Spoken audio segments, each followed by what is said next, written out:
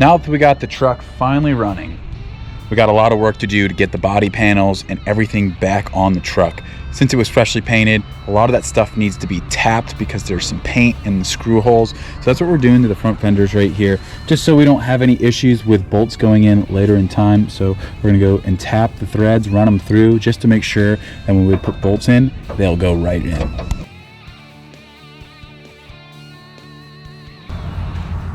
Don't worry, I didn't forget.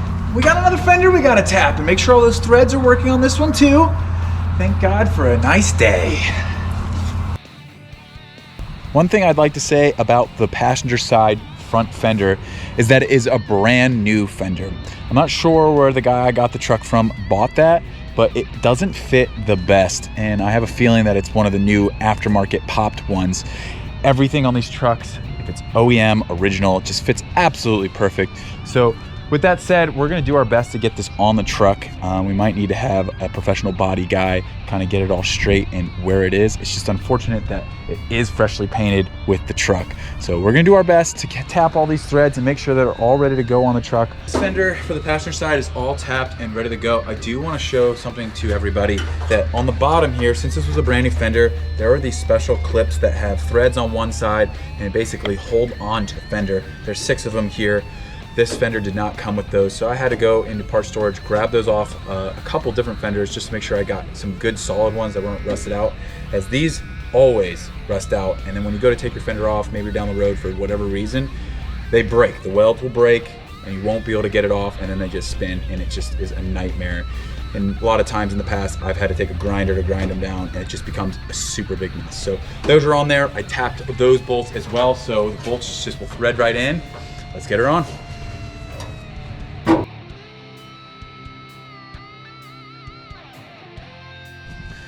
We got the rocker trim on and the whole front end all outfitted out with some fresh Toyota grill and bezels.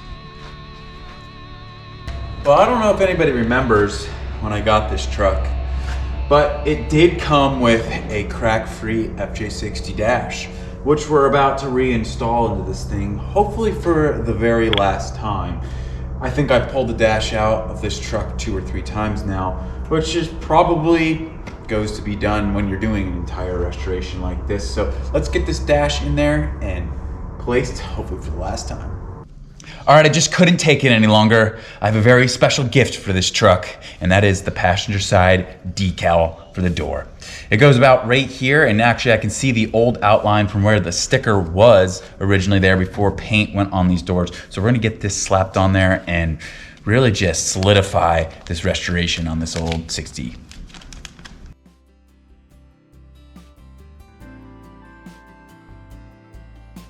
We're just finishing up a day of pulling parts off the fresh to the yard 1989 FJ62, which donated its 3FE to an FJ40 project and then became part of my collection of 60 series, which now it's my job to put it out of its misery and cut it up into little bitty pieces. But before we do that, we got to pull all the cream of the crop parts off of her and get them ready to go out to the rest of the world to help other people finish their projects. You may be asking, Jonas, well, that's a lot of stuff that doesn't sound like you need. Well, I needed a few things, and it really boiled down to a really small little pile of items. Things like these covers that go over the wiring harness, screws for the side rear mirrors on the doors, a dash blank, a hood prop plastic piece, and a really amazing solid battery tray that is not rusted out and still has the tags from Toyota on them. So items like that are the items that we are looking for when we're working on that 350 swapped FJ60, because I want that truck to be as perfect as I could possibly get it. So that's what it really kind of comes down to when we're pulling these apart, searching for the parts that we need to get those trucks just right. So if you're looking for some items, please reach out to me. We got a whole bunch of new stuff in inventory.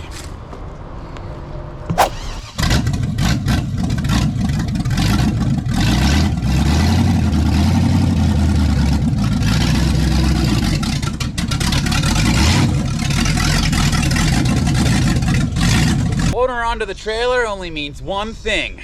We're taking it drag racing. She's ready. Nah, who am I kidding? She's got a long way to go before she even goes down some type of drag race, let alone some blacktop. If you can't hear already, She's still open header, so we gotta take her to the exhaust shop. We gotta get an alignment, put some more fluids and stuff in her. We really gotta do something about the shifter and interior in here. Oh, really? So that's why we're putting on the trailer. We're gonna haul her home and get some of those small things done. And then we're gonna start hauling her to little places to get her completely finished. Be able to go down the road for the first time and maybe a drag strip. Nah, I'm just kidding. 60 series aren't meant for the drag strip, so let's get her hauled home. Well, the 60 series is starting to make gobs of progress, and as a little gift, we bought her a car cover, because the last car cover just didn't really make it out of storage, just crumbled into bits, if you know what I mean. But that's not what we're here to talk about. We're actually gonna be diving into the shifting system. As you might remember, we had a Ranger Overdrive that we installed in front of the early short H42 4-speed transmission. And with that box, I was a little out of my wheelhouse on trying to figure out linkage to get that to work. So we had to take the truck all the way down to a friend of mine, Lance at Iron Pig Off-Road. He's been around for 30, 40 years, and he knows these trucks and building linkage like the back of his hand. Well, as you can see, we have a ton of new stuff going on here in our trans tunnel area. Starting with our twin stick setup here. This would normally have been one stick to control your transfer case in a stock FJ60. Now we have sticks to control our 2-wheel to 4-wheel drive, our high, neutral, and low. And most of this stuff was set up before I brought it to Iron Pig, but I needed them to bend my sticks and get all my linkage welded up so they would work properly. And they made quick work of it, and they bent and welded all this stuff as if they were sticks of hot butter, and they made them look absolutely factory to the truck. Moving over to our main shift lever. This is an early short H42 4-speed transmission.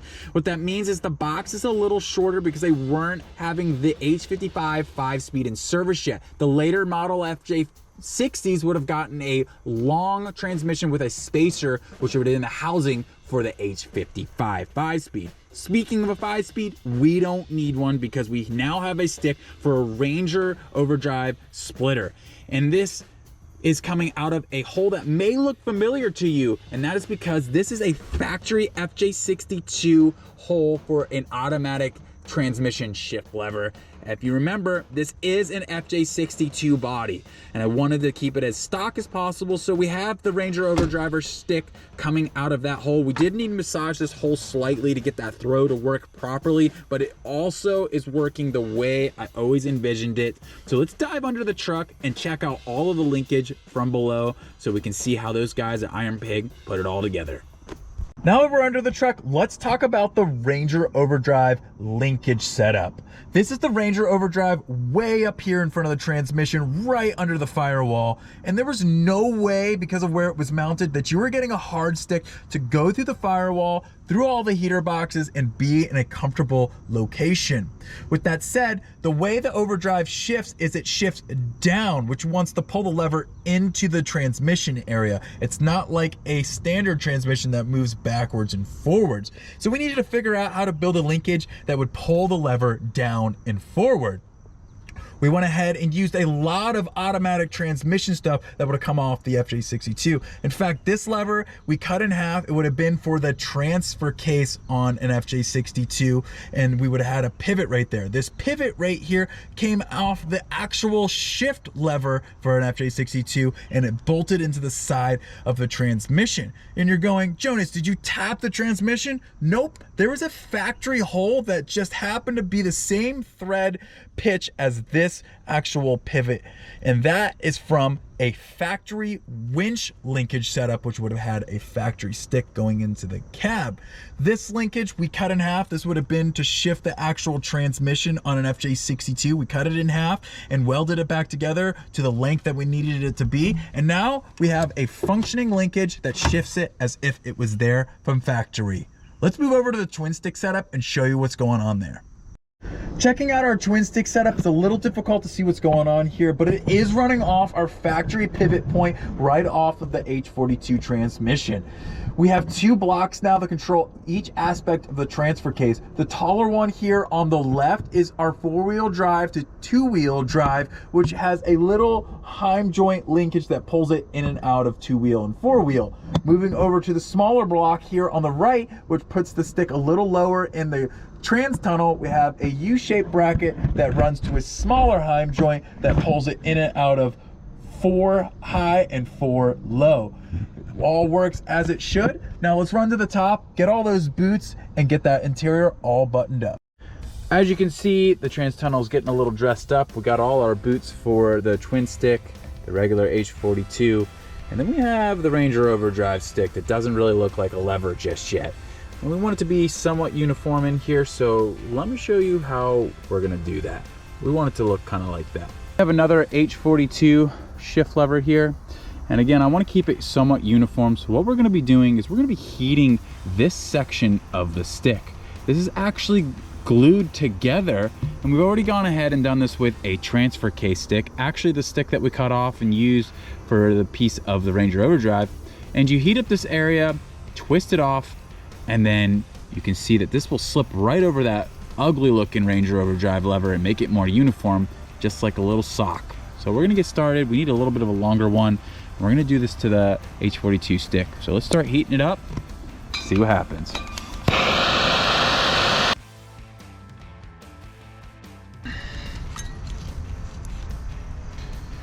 Just like that, we have a fresh shift lever to work off of.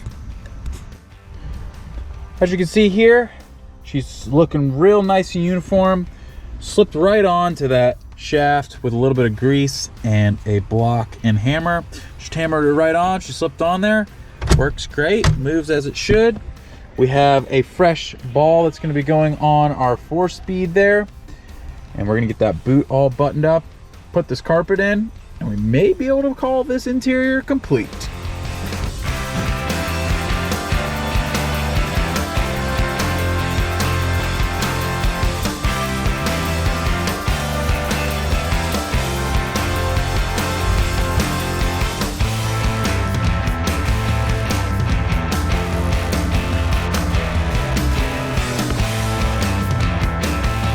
Well, I'm not gonna sit here and say that putting a carpet kit with an overdrive stick, twin stick setup is an easy thing to do.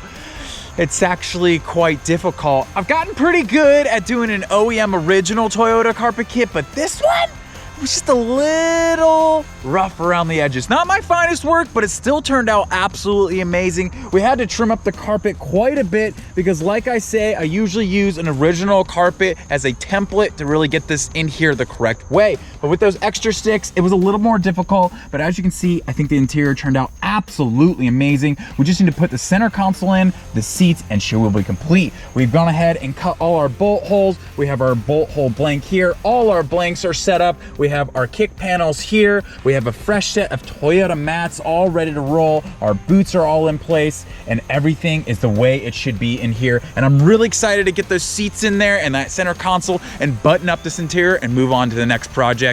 This truck is almost there, and I am so excited.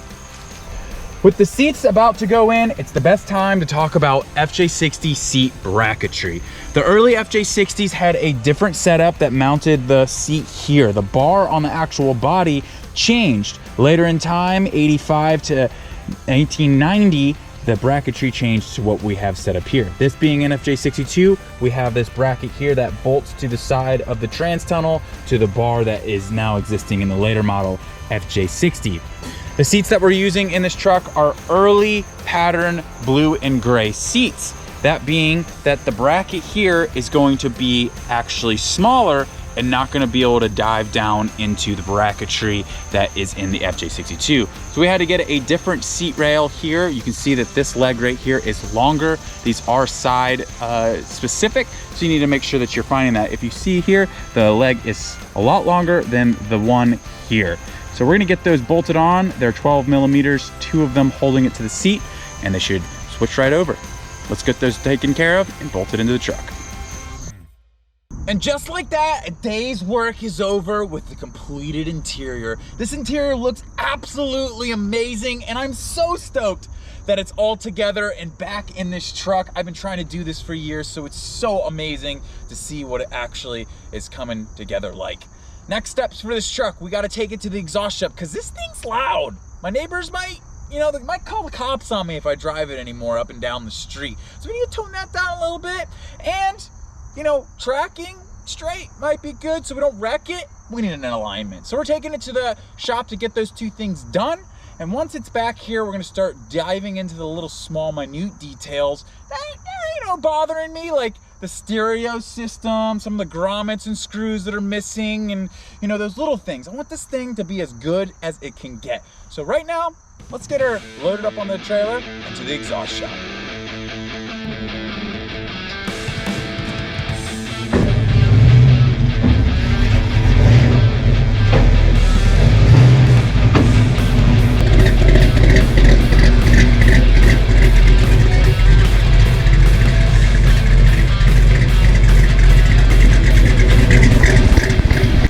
She's done at the exhaust shop and the alignment shop.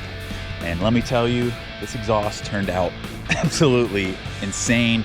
I can't wait to dive under there with you all and show you how she looks. We went with the dual pipes for the 350. It shoots out their quarter panels right there and looks absolutely amazing under the truck. Definitely a little tight here with all the transfer case stuff, but turned out really well. I'm really excited to take her down the road for the first time. I mean, the truck sounds super crisp and on point now. Let's load her up, take her home.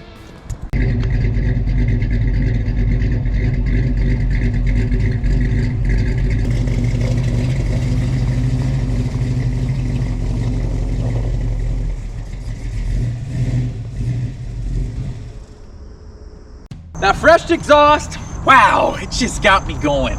You know what doesn't have me going is the booger welds and bracket that had been welded to the front end of this truck for the obnoxious bull bar that was on it before I started this project. And we're gonna go ahead and bolt that thing back up because I don't feel like dismantling this whole front end and grinding all of this garbage off to put stock bumper horns back on. But I have a feeling that's gonna happen down the road. What do y'all think? Go back to stock?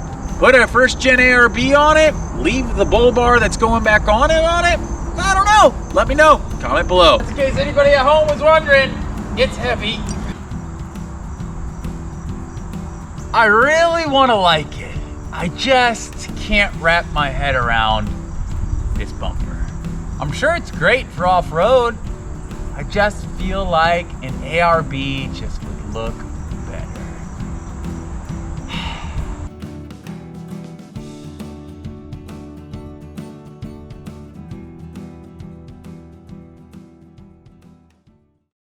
I've dreamed of this day 1,000,001 times. I cannot believe that this truck is sitting behind me in a completed state. Of course, there's a lot of little things that need to be done, but she's ready for her virgin ride to the car wash. And I can't even describe the feeling in my heart and soul because of all the time and effort and heart and soul that I put into this vehicle. She is shining and I can't wait for her to just glisten after her first wash.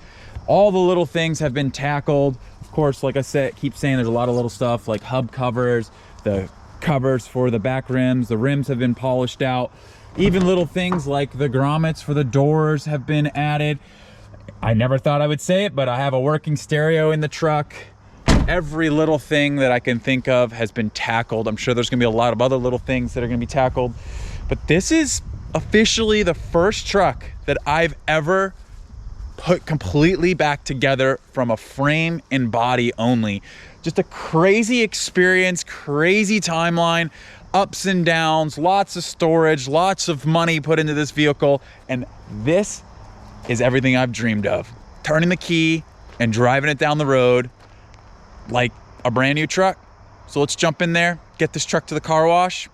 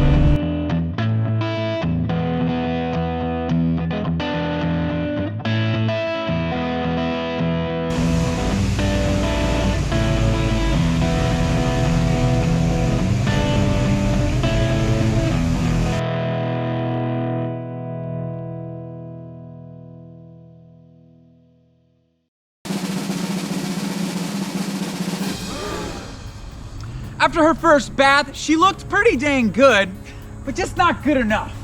So we brought it up to the building and polished her out for the last couple hours to the point that she's so shiny now on every aspect of her that I had to put sunglasses on just to look at the dang thing. I mean, this is representation of 3 years of work, many Landcruisers in different parts and finding the right ones to fit this truck and basically building a brand new Landcruiser. It is so nice, nicer than any other truck I've ever had my hands on, that it's almost scary to drive because I'm afraid I might chip, breathe on it wrong, or drive down the wrong road that it shouldn't be on. So I don't want to wreck this thing. It's too dang nice. So what do we do now? We have a really nice Landcruiser. Put a car cover on it, put it in storage? Nah. Let's drive the living heck out of this thing and enjoy the fruits of our labor and 3 years of our life. Let's rock and roll.